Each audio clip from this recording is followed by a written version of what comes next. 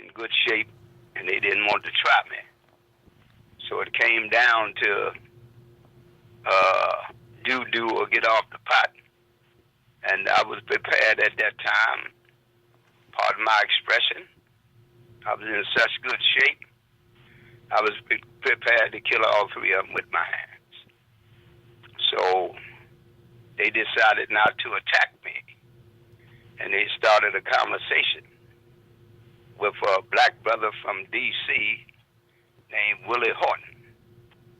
And they said we need to come together and stop this race violence because the police was trying to force them to go to war with us, meaning the blacks and the Muslims. So Norman Matthews, the second in command of the Aryan Brotherhood, said, we're not afraid of the blacks, but we're not going to fight and kill the blacks because the police want us to do that. Say we need to come together, and we ask you, Brother Hornsville, to use your legal skills to stop the government from forcing us to kill each other. So basically, your life is on the line because you filed something to stop people from killing each other? Yes, sir. Mr. David Greco, Associate Warden of Operations, was standing there listening and monitoring us with a camera with a red light on it. And he said, Owensville, you just won your case from Baltimore after 30 years with Judge McCurdy in the Circuit Court of Baltimore.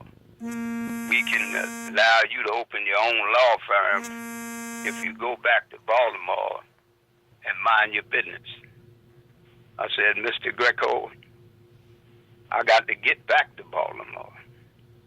I said, and if these whites and Mexicans from the Emmy of Los Angeles is willing to work with my black and Muslim brothers and Christian brothers to have peace and stop killing each other and stop killing people in the street. I said, it's important for me to try to keep that peace because I got to go through your program. And if I go through your program and there is no peace and I don't defend myself, I'm going to be the next person to get his head chopped off in this prison. I said, if not, then you're forcing me to do violence to one of these whites or Mexicans. And if I kill one of them, then you're going to put me on death row. I say, and Act of Congress, Title 18, Section 1117, says that any federal prisoner that have 35 years or more, if he commit a murder, he going straight to death row. I say, so the best thing for me to do is to help the black race to keep peace. He told me, nigga, if you file that race safety proposition, you're going to die right here in the ADX. So what you think? You saying that you have a chip in you? That's the reason why? They put something in me known as a Vera chip. And it's also called electromagnetic beam energy. It's also called artificial gravity. And here's a report I have written by Peter Phillips, Lou Brown, and Bridget Thornton of Sonoma State University. The article is from 2006, reprinted in 2011, and it features, this research explores the current capabilities of the U.S. military to use electromagnetic devices to harass, intimidate, and kill individuals, and the continuing possibilities of violations of human rights by the testing and deployment of these weapons to establish historical precedent in the United States for such acts. We document long-term human rights and freedom of thought violations by U.S. military intelligence organizations. Additionally, we explore contemporary evidence of ongoing government research of electromagnetic weapons, technologies, and examines the potentials of continued human rights abuses. Now, what do the chip make you do? I mean, who control it? It's controlled by the Federal Bureau of Investigation. Mr. Dennis Schaaf is the custodian of these things, and in the federal prison. He's considered what they call a SIS lieutenant. That means Special Investigative Supervisor, also known as Special Intelligence Supervisor.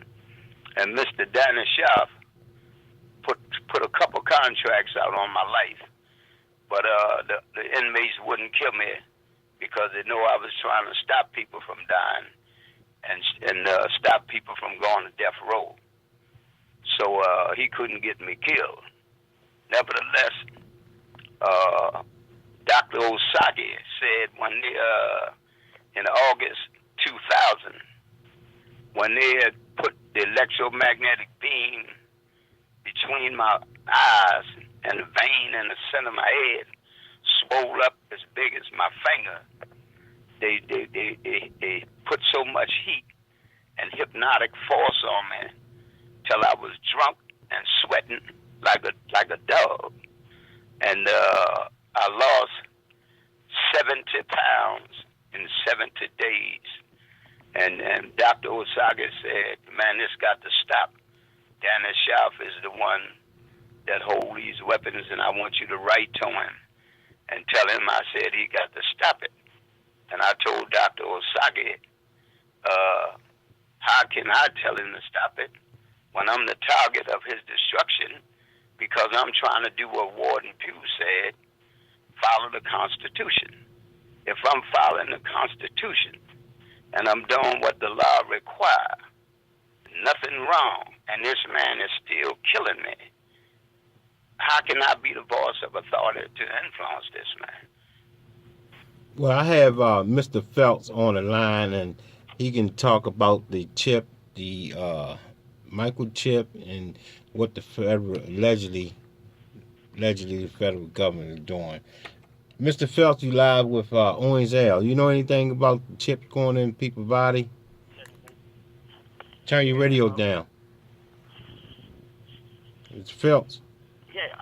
You live with Mr. Owens L. He said that he have a microchip in him that the allegedly, what I'm saying, allegedly the federal government did, but he's saying they did it.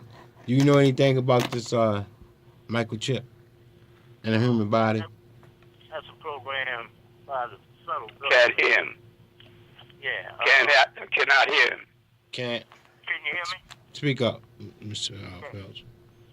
That's a program by the federal government. They've been doing this ever since the 30s, so, it's not unlikely they experiment on the public. Congress. Cannot hear him. Okay. Let me put you on hold. Let me put you on hold, Mr. Owens, and that way, Mr. Phelps, you can run it by him, and then he can bring Mr. Owens back up. Go ahead and speak on it, Mr. Phelps. Yeah, I was trying to tell you that this is a program by the federal government, Navy intelligence and other high-profile programs.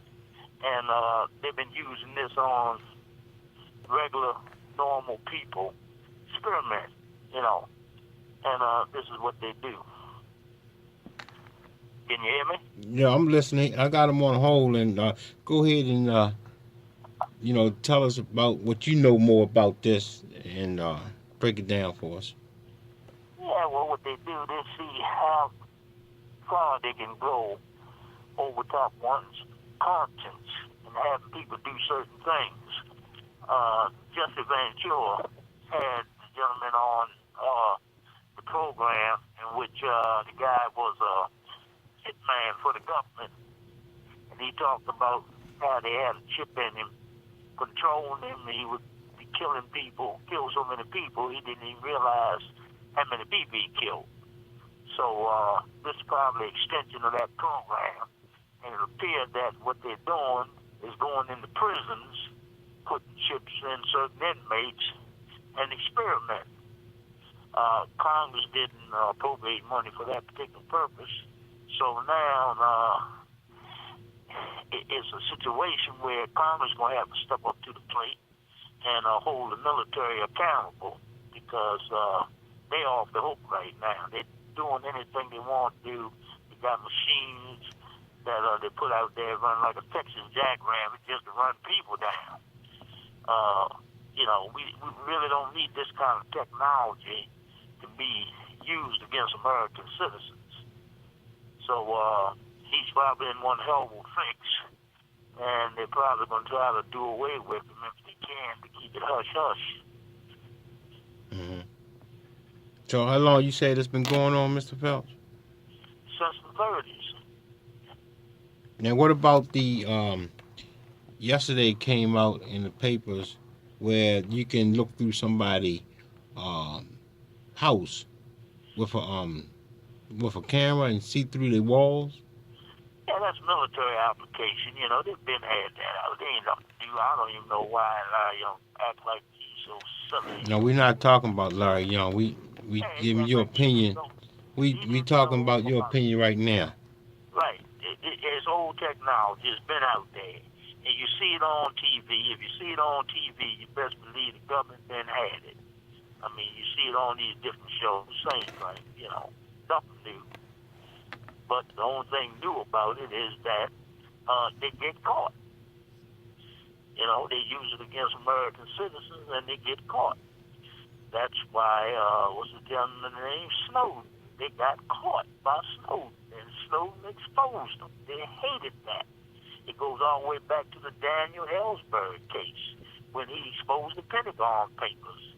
Government put a hit on him, and when the paper busted the story loose, they had to take the hit back off him. Jesse Ventura exposed the same thing with a hitman. They took his show off TV and tell me he had to go to Mexico because the hit was put on him. We got a sick government here. We live in a government with government within a government. So how can Mr. Owens L get that chip out of him? Who gotta say something about that chip? The president gotta go about it? Well, what he need to do, he need to go up on Capitol Hill for one and make his case known.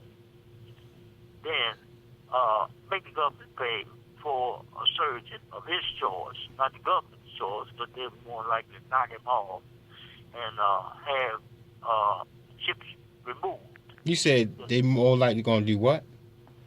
I said more likely they'll try to knock him off, kill the story about what they actually done.